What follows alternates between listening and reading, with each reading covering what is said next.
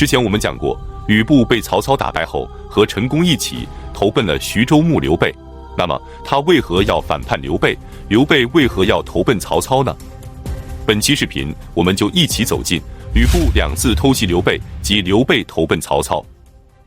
吕布战败后，率领残兵投奔了刘备。见到刘备后，他极为尊敬地说道：“我和阁下都是北疆边境人，当年董卓乱汉，我便诛杀了董卓。可我来到关东后，关东诸将不但不待见我，还都想杀我。”接着他请刘备坐在自己的卧榻之上，让妻妾向刘备行礼，称呼刘备为贤弟。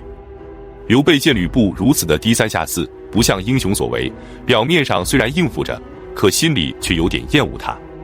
就这样，吕布在徐州驻扎了下来。自从陶谦将徐州让给刘备之后，袁术就非常的不满，于是他便发兵前来攻打。刘备得知后，让张飞驻守下邳，他自己则亲率大军前往盱眙和淮阴一带迎战袁术。双方激战了1个多月，竟然谁也战胜不了谁，各有胜负。正在这时，吕布给袁术写了一封信，让袁术看到了希望。他立即给吕布回信，先是列举了吕布诛杀董卓、替他攻打曹操等客套话，然后便给吕布开出了价码。只要吕布肯帮他攻打刘备，他就给吕布送来20万斛军粮，而且后期还会继续追加，如果缺少兵器和战具等物资，也可以一并送上。吕布看完之后大喜，立即率军前往下邳，准备攻打刘备的大本营。当他来到下邳城西40里处的时候，刘备军中的中郎将丹阳人许丹派人前来迎接，并且告诉他，张飞和陶谦的旧将曹豹发生了冲突，张飞准备斩杀曹豹，曹豹则率众自首，导致下邳城大乱，请将军速速驰援。现在有1000多名丹阳兵屯守在西白门，只要将军东行，他们就会打开城门迎接将军进城。吕布听后大喜，立即率军东行，天刚亮便到达了城下。丹阳兵果然打开了城门，吕布率军冲入下邳城，大败张飞，并且将刘备的妻妾儿女全都给俘虏了。消息传到前线，刘备大惊，立即率军回还。当他们日夜兼程地到达下邳城时，刘备军中的诸将见家眷被吕布俘虏，都不敢迎战，纷纷地逃散。不得已，刘备只能收拾残兵去攻打广陵郡，准备在那里落脚。结果袁术早已在广陵等着他了，刘备再次战败，不得已只能在广陵郡的海西县屯驻。此时军中缺粮，将士们饥困疲惫，竟然出现了人吃人的现象。万般无奈之下，刘备只能派出使者向吕布请降。此时的吕布也非常生气，他已经打败了刘备，可袁术答应他的20万斛粮食却没了着落，于是他便与袁术翻脸，答应了刘备的求和。于是刘备率领着残兵败将，无比悲凉地走进了下邳城，吕布则将家眷都归还于他。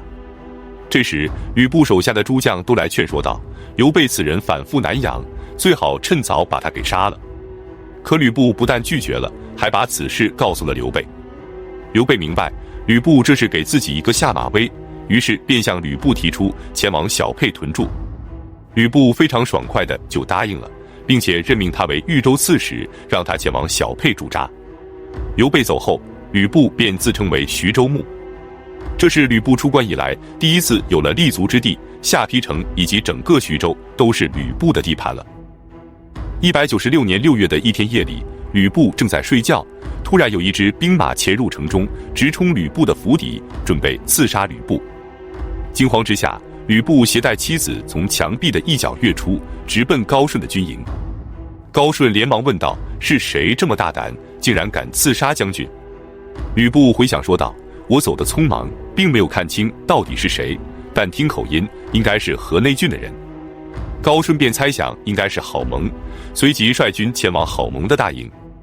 此时郝萌偷袭吕布不成，率领士兵准备返回营帐，结果刚到营门就遇到了他手下的部将曹信，正严阵以待地守在营门口。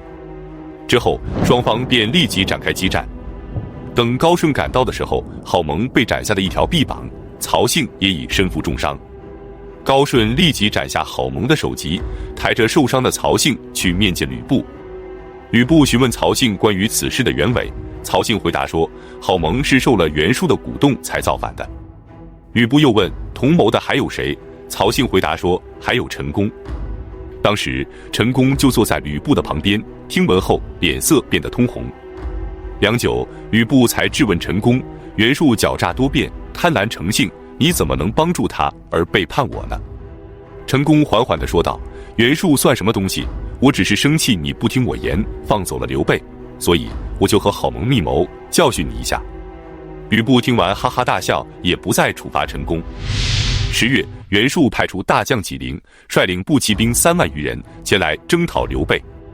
刘备得知消息后，连忙向吕布求援。吕布手下的将领说，将军不是一直想除掉刘备吗？现在刚好可以借袁术之手除掉他了。可吕布却说，如果让袁术占据了小沛，他就会联合泰山郡一起来对付我们，那样的话，我们就会被袁术前后夹击。因此，不但不能让刘备死，我们还得去支援他。于是，他率领步兵1000人，骑兵200，飞速赶往小沛。纪灵听说吕布前来救援刘备，不敢轻举妄动。